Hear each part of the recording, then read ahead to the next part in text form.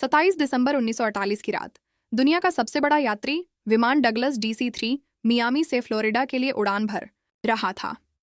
विमान में 125 यात्री और 9 क्रू सदस्य, कुल 124 लोग सवार थे। उत्तरी अटलांटिक महासागर के ऊपर लगभग 300 फीट की ऊंचाई पर विमान शांति से अपनी 180 मील प्रति घंटे की रफ्तार से आगे बढ़ रहा था। रात के 8:13 हुए थे। कॉकपिट में कैप्टन रॉबर्ट मिलर और उनके को पायलट सब कुछ सामान्य देख रहे थे, लेकिन अचानक San Juan air traffic control यानी ATC के साथ उनका संपर्क कमजोर पड़ने लगा। कैप्टन मिलर ने रिपोर्ट किया कि उन्हें एक मामूली तकनीकी समस्या का सामना करना पड़ रहा है। ये उनकी आखिरी आवाज थी। इसके ठीक 10 सेकंड के अंदर विमान ATC के रडार से हमेशा के लिए गायब हो गया। विमान की आखिरी लोकेशन बरमुडा ट्रायंगल के ठीक बीच में थी। उस रात जो हुआ वह किसी तकनीकी खराबी से कहीं ज्यादा भयानक था। विमान दुनिया की सबसे रहस्यमयी जगह बरमुडा ट्रायंगल के एक ऐसे बवंडर में फंस गया था जिसके बारे में किसी ने न कभी सुना था, न कभी देखा था। पलक झपकते ही विमान के अंदर चीख पुकार मच गई। कैप्टन मिलर ने अपनी पूरी ताकत से प्लेन को संभालने की कोशिश की, लेकिन तब तक बहुत देर हो चुकी थी।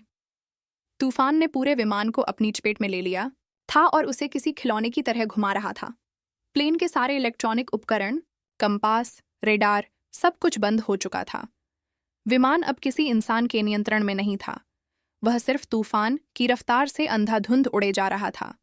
लगभग आधा घंटा उस जानलेवा बवंडर में जूझने के बाद जब विमान तूफान से बाहर निकला तो चारों तरफ सिर्फ अंतहीन समंदर था।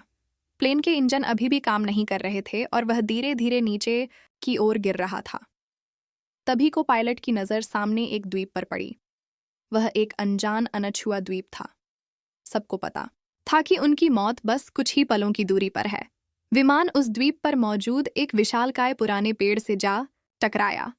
पेड़ की सैकड़ों मोटी डालियों ने विमान को किसी जाल की तरह अपने अंदर फंसा लिया और यही वो चमत्कार था जिसने 134 लोगों की जान बचा ली। विमान के पेड़ में फंस जाने से यात्रियों की जान तो बच गई, लेकिन यह एक दर्दनाक शुरुआत थी। विमान के अंदर सेकराने और रोने की आवाजें आ रही थीं। कैप्टन रॉबर्ट मिलर, जिनका सिर एक पैनल से टकरा गया था, होश में आते ही हरकत में आ गए। उन्होंने तुरंत लोगों को शांत कराया। विमान में सवार एक retired army doctor Evelyn read ने बिना समय गवाए घायलों की देखभाल शुरू कर दी। कुल 10 लोग गंभीर रूप से घायल थे। किसी का हाथ टूटा था, किसी का पैर, तो 2 लोगों के सिर पर गहरी चोटें आई थी। बाकी सभी लोग सदमे में थे, लेकिन सुरक्षित थे। जब सब धीरे धीरे विमान से नीचे उतरे तो उन्होंने महसूस किया कि वे कहाँ आ फंसे हैं। ये एक ऐसा द्वीप था जो किसी नक्शे पर मौजूद नहीं था। चारों तरफ घना जंगल, अजीबोगरीब पेड़ पौधे और एक अनजानी खामोशी थी। सबसे पहली और सबसे बड़ी चुनौती थी पानी। हर कोई प्यासा था, लेकिन पूरे द्वीप पर दूर दूर तक किसी नदी, झरने या साफ पानी के स्रोत का कोई निशान नहीं था। उनकी एकमात्र उम्मीद अब सिर्फ बारिश का पानी थी। कैप्टन मिलर ने अपने अनुभव का इस्तेमाल करते हुए लोगों को समूहों में बांटा। एक समूह को विमान के मलबे से खाने पीने का सामान, दवाइयां और काम की चीजें निकालने का काम सौंपा गया। दूसरा समूह कैप्टन के साथ मिलकर रात गुजारने के लिए एक अस्थायी आश्रय बनाने में जुट गया। उन्होंने विमान की टूटी हुई सीटों, धातु की चादरों और बड़े बड़े पत्तों का इस्तेमाल करके एक काम चलाऊ छत तैयार की जो उन्हें रात की ठंड और संभावित बारिश से बचा सके। उस पहली रात जब वे एक दूसरे से सट कर बैठे थे तो उनके दिलों में एक ही सवाल था, क्या कोई उन्हें ढूंढने आएगा? क्या वे कभी इस अनजान जगह से बाहर निकल पाएंगे? दूसरे दिन की सुबह एक नई चुनौती लेकर आई, भोजन की कमी और आग जलाने की तकनीक। विमान से जो थोड़ा बहुत खाना मिला था वह ज्यादा दिन नहीं चलने वाला था। उन्हें द्वीप पर ही भोजन खोजना था, लेकिन कौन सा फल जहरीला है और कौन सा खाने लायक, यह जानने का कोई तरीका नहीं था। इसी कोशिश में एक अधेड़ उम्र के व्यक्ति ने एक अनजान फल खा लिया और कुछ ही घंटों में उसकी तड़प तड़प कर मौत हो गई। यह द्वीप पर हुई पहली मौत थी जिसने सबको अंदर तक हिलाकर रख दिया। इस घटना के बाद लोगों में डर और सीमित भोजन को लेकर पहला संघर्ष शुरू हुआ, लेकिन कैप्टन मिलर और डॉक्टर एवलिन ने स्थिति को संभाला। उसी शाम एक किशोर लड़के ने, जिसे विज्ञान में रुचि थी, अपने चश्मे के लेंस का उपयोग करके सूरज की किरणों को सूखी पत्तियों पर केंद्रित किया। घंटों की मेहनत के बाद पत्तियों से धुएं की एक पतली लकीर उठी और फिर एक छोटी सी लौ जल उठी। आग, यह उनके लिए किसी जीत से कम नहीं थी। आग न केवल खाना पकाने के लिए जरूरी थी, बल्कि रात में जंगली जानवरों को भी दूर रख सकती थी। इसी बीच विमान में एक इंजीनियर आर्थर वेस ने टूटे हुए रेडियो को ठीक करने की कोशिश की। कड़ी मशक्कत के बाद वह एक कमजोर सिग्नल भेजने में कामयाब रहा। उसने अपनी आखिरी लोकेशन और मदद का संदेश भेजा, लेकिन सामने से कोई जवाब नहीं आया। रेडियो की बैटरी खत्म हो चुकी थी और संपर्क का एकमात्र जरिया भी टूट चुका था। दिन बीतते गए। जब 10 दिन बाद भी बचाव का कोई संकेत नहीं मिला तो 4 लड़के और एक लड़की का सब्र जवाब दे गया। एक रात जब सब सो रहे थे, वे चुपके से विमान के मलबे से बनी एक छोटी सी नाव लेकर समुद्र में उतर गए। वे फिर कभी लौटकर नहीं आए। उनका क्या हुआ? वे कहाँ गए? यह एक रहस्य बनकर रह गया। उन 5 लोगों के जाने के बाद बचे हुए लोगों को एहसास हो गया कि उन्हें लंबे समय तक यहीं रहना पड़ेगा। कैप्टन मिलर ने सबको इकट्ठा किया और एक स्थायी व्यवस्था बनाने का प्रस्ताव रखा। काम का बंटवारा किया गया। एक टीम रोजाना भोजन और फल इकट्ठा करने के लिए जंगल में जाती। दूसरी टीम आश्रय को और मजबूत बनाने और उसकी मरम्मत करने का काम करती। डॉक्टर एवलिन और कुछ अन्य लोगों ने घायलों और बीमारों की देखभाल का जिम्मा संभाला। दूसरी ओर अमेरिकी सरकार ने विमान को खोजने के लिए इतिहास का सबसे बड़ा सर्च ऑपरेशन शुरू किया था। अटलांटिक महासागर के चप्पे चप्पे को छान मारा गया, लेकिन विमान का एक टुकड़ा भी नहीं मिला। 1 सप्ताह की लगातार खोज के बाद भी जब कोई सुराग नहीं मिला तो अभियान धीमा पड़ गया। इसी बीच द्वीप पर बचे हुए लोगों ने जीने की कला सीखनी शुरू कर दी थी। उन्होंने द्वीप के पत्थरों और विमान की धातु को घिस घिस कर चाकू और भाले जैसे औज बनाए। सबसे बड़ी चुनौती द्वीप के जंगली सुआ थे, जो झुंड में रहते थे और रात में उनके शिविर पर हमला कर देते थे। विमान में एक शिकारी ट्रेनर भी था जिसने लोगों को भाला चलाना और जाल बिछाना सिखाया। कई दिनों की योजना और अभ्यास के बाद उन्होंने अपने पहले जंगली सुअर का शिकार किया। यह एक भयानक और भावनात्मक क्षण था। शिकार के दौरान 2 लोग घायल हो गए, लेकिन जब वे उस शिकार को लेकर शिविर में लौटे तो यह सिर्फ भोजन नहीं था, यह उनकी एकता और दृढ़ संकल्प की जीत थी। उन्होंने द्वीप के किनारे टूटे हुए नारियल के तनों से रेत पर बड़े बड़े अक्षरों में हेल्प लिखा, इस उम्मीद में कि शायद कोई गुजरता हुआ जहाज या विमान इसे देख ले। दोस्तों, ये कहानी आपको कैसी लग रही है? उस दर्द और संघर्ष को महसूस कर पा रहे हैं? अगर हाँ, तो प्लीज 1 सेकंड निकालकर वीडियो को लाइक कर दीजिए और मेरे चैनल को सब्सक्राइब करना मत भूलना। आपका एक सब्सक्राइब मुझे ऐसी ही और सच्ची और रोंगटे खड़े कर देने वाली कहानियां आप तक लाने की हिम्मत देता है। और हाँ, कमेंट सेक्शन के बगल में एक नया हाइप बटन आया है। अगर कहानी सच में दिल को छू रही है तो उसे भी जरूर दबाइए। चलिए अब आगे बढ़ते हैं उस दर्दनाक सफर पर। 6 महीने बीत चुके थे। बाहरी दुनिया के लिए एनसी सिक्लियर हाउसेंडो विमान और उसमें सवार 134 लोग एक अनसुलझी पहेली बनकर रह गए थे। 45 मिलियन खर्च करने के बाद अमेरिकी सरकार ने आधिकारिक तौर पर सर्च ऑपरेशन बंद कर दिया और सभी को लापता घोषित कर दिया। उनके परिवार वालों को बता दिया गया कि अब उनके प्रियजनों के लौटने की कोई उम्मीद नहीं है। लेकिन यहाँ इस अनजान द्वीप पर एक नया समुदाय जन्म ले रहा था। जो लोग गंभीर रूप से घायल थे वे डॉक्टर एवलिन की देखभाल में धीरे धीरे ठीक हो रहे थे और छोटे मोटे कामों में हाथ पटाने लगे थे। लेकिन इस दौरान बीमारी और निराशा के कारण कुछ और लोगों की मौत हो गई। बचने का कोई रास्ता न देखकर कई लोग मानसिक रूप से टूट गए थे और उन्होंने दम तोड़ दिया। अब द्वीप पर केवल 114 लोग बचे थे। उन्होंने अपने मृतकों को सम्मान के साथ दफनाना शुरू कर दिया और एक दूसरे का मानसिक सहारा बने। रात में जब सब आग के चारों ओर इकट्ठा होते तो वे अपने पुराने जीवन की कहानियां सुनाते, गाने गाते। लगभग 1.5 साल बाद द्वीप पर पहली बार किसी बच्चे की किलकारी गूंजी। एक युवा जोड़े के यहाँ एक स्वस्थ बेटे का जन्म हुआ। उस बच्चे का जन्म द्वीप पर मौजूद हर इंसान के लिए एक नई उम्मीद लेकर आया। 2 साल बीत गए। इस दौरान उन्होंने द्वीप पर जीना सीख लिया था। उन्होंने छोटी मोटी खेती शुरू कर दी थी और मछली पकड़ने के नए नए तरीके ईजाद कर लिए थे। लेकिन सभ्य दुनिया में लौटने की इच्छा अभी भी उनके दिलों में चल रही थी। इंजीनियर और आर्थर वेस के नेतृत्व में सभी ने मिलकर एक बड़ी नाव बनाने का फैसला किया। यह उनका सबसे बड़ा और सबसे महत्वाकांक्षी प्रोजेक्ट था। महीनों की कड़ी मेहनत के बाद उन्होंने विमान के टुकड़ों, लकड़ी और बेलों का उपयोग करके एक बड़ी मजबूत नाव तैयार की। जिस दिन उन्होंने नाव को समुद्र में उतारा वो किसी त्योहार से कम नहीं था। 25 सबसे मजबूत और अनुभवी लोगों को उस नाव पर सवार किया गया, इस वादे के साथ कि वे मदद लेकर वापस लौटेंगे। नाव द्वीप से कुछ मील दूर तक टोटिक चली, लेकिन फिर मौसम ने अपना असली रूप दिखाया। अचानक आसमान में काले बादल घेर आए और एक भयानक तूफान ने उनकी नाव को घेर लिया। ऊंची ऊंची लहरों ने नाव को पलट दिया। उनमें से कुछ ही लोग तैरकर किसी तरह वापस द्वीप के किनारे पहुंच पाए, लेकिन उस हादसे में 16 लोगों की जान चली गई। यह द्वीप पर अब तक का सबसे बड़ा झटका था।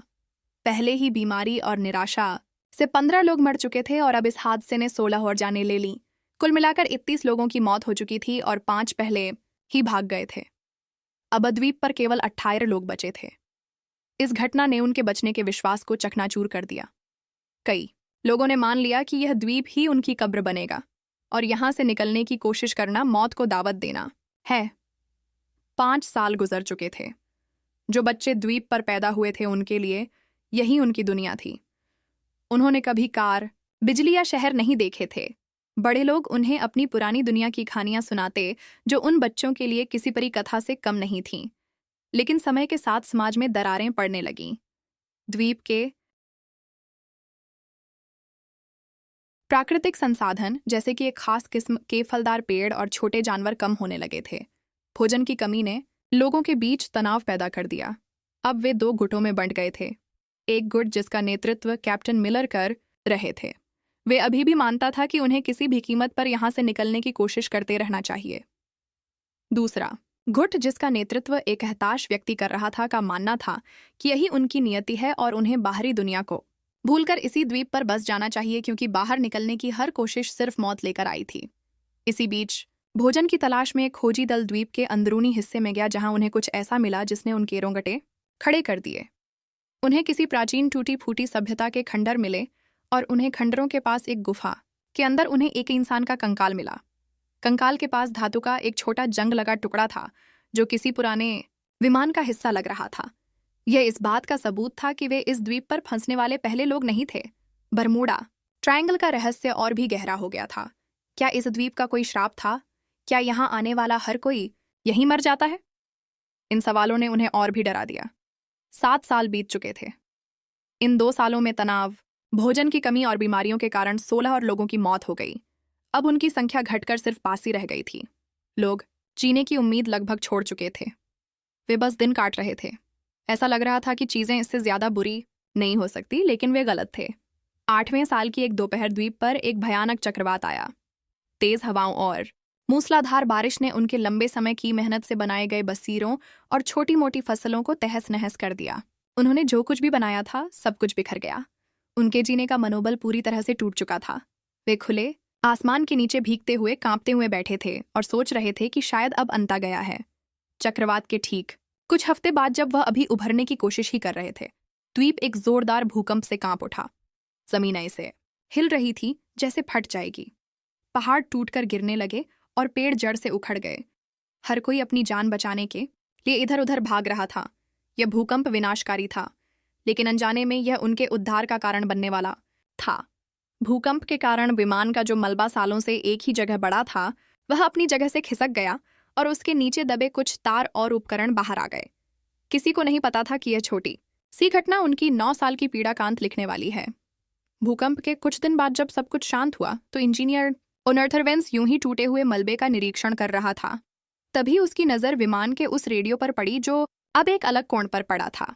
उसी समय वैज्ञानिकों के अनुसार एक तीव्र सौर तूफान, जिसे सोलर फ्लेयर कहते हैं, उठा जिसने पृथ्वी के चुंबकीय क्षेत्र को प्रभावित किया। यह एक दुर्लभ खगोलीय घटना थी। शायद इसी घटना के कारण या भूकंप से हिले तारों के जुड़ जाने से एक चमत्कार हुआ। ऑर्थर ने जब यूं ही रेडियो का एक्स स्विच दबाया तो उसमें से एक हल्की सी खरखराहट की आवाज आई। उसके दिल की धड़कन बढ़ गई। उसने कांपते हाथों से बैटरी के पिछे कुछ तारों को जोड़ा और 9 साल में पहली बार रेडियो की हरी बत्ती जल उठी। उसने तुरंत माइक उठाया और एक कांपती हुई आवाज में कहा, मेडे मेडे मेडे, यह फ्लाइट NC 16002 है। क्या कोई सुन रहा है? हम जिंदा हैं। हम 9 साल से एक द्वीप पर फंसे हुए हैं। दूसरी तरफ मियामी के एयर ट्रैफिक कंट्रोल में एको ऑपरेटर ने जब यह संदेश सुना तो उसे अपने कानों पर विश्वास नहीं हुआ। उसने सोचा कि यह कोई मजाक है, लेकिन जब आर्थर ने विमान का रजिस्ट्रेशन नंबर, कैप्टन का नाम और उड़ान की तारीख बताई तो पूरे कंट्रोल रूम में सन्नाटा छा गया। अमेरिकी सरकार ने तुरंत रेस्क्यू ऑपरेशन फिर से शुरू कर दिया। उस समय सैटेलाइट तकनीक इतनी उन्नत नहीं थी कि वे लोकेशन को ट्रैक कर सके। उन्हें बस इतना पता था कि विमान बरमूडा ट्रायंगल के आसपास कहीं है। उन्होंने उस पूरे इलाके के एक एक द्वीप को फिर से छानने का फैसला किया। दूसरी ओर द्वीप पर मौजूद लोगों में आशा की एक नई किरण जाग उठी थी। वे दिन रात एक बड़ी आग जलाकर धुआं करते रहते ताकि बचाव दल उन्हें देख सके। 9 साल, पूरे 9 साल बीत चुके थे। एक सुबह जब द्वीप के बचे कुचे बासी लोग सोकर उठे तो उनमें से एक ने दूर क्षितिज पर एक छोटा सा धब्बा देखा। वो धब्बा धीरे धीरे बड़ा हो रहा था। वो एक जहाज था। वो एक अमेरिकी नौसेना का जहाज था जो उनकी तलाश में आया था। उस जहाज को देखते ही 9 साल का दबा हुआ दर्द, पीड़ा और इंतजार सब कुछ आंसुओं के सैलाब में बह निकला। लोग खुशी से चीख रहे थे, रो रहे थे, एक दूसरे को गले लगा रहे थे। वे रेत पर दौड़ते हुए चिल्ला रहे थे, हम बच गए, हम बच गए।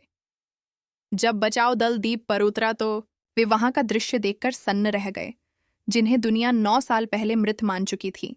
वे आज उनके सामने खड़े थे, थके हुए, कमजोर, लेकिन जिंदा। उनकी वापसी की कहानी ने पूरी दुनिया को हिलाकर रख दिया। यह मानव सहन शक्ति और जीवित रहने की इच्छा की एक अविश्वसनीय कहानी थी। जिन परिवारों ने अपने प्रियजनों के लौटने की उम्मीद छोड़ दी थी, वे आज उनसे मिल रहे थे। वह पल इतने भावुक थे कि उन्हें शब्दों में बयान नहीं किया जा सकता। अमेरिका में यह कहानी किंवदंती बन गई जो आज भी लोगों के दिलों में बसी है। ठीक 1 साल बाद 1978 में प्रसिद्ध लेखक जेम्स बैडविन ने इन बचे हुए लोगों के अनुभवों पर आधारित एक किताब लिखी जिसका नाम था लॉस्ट इन द इकोडना year survival on flight NSC 16002। यह किताब अमेरिका की सबसे ज्यादा बिकने वाली किताबों में से एक बनी। यह सिर्फ एक कहानी नहीं थी, ये उन 82 आत्माओं की दर्दनाक दास्तान थी जिन्होंने 9 साल तक मौत को मात दी और हमें सिखाया कि उम्मीद की एक छोटी सी किरण भी सबसे घने अंधेरे को चीर सकती है। हम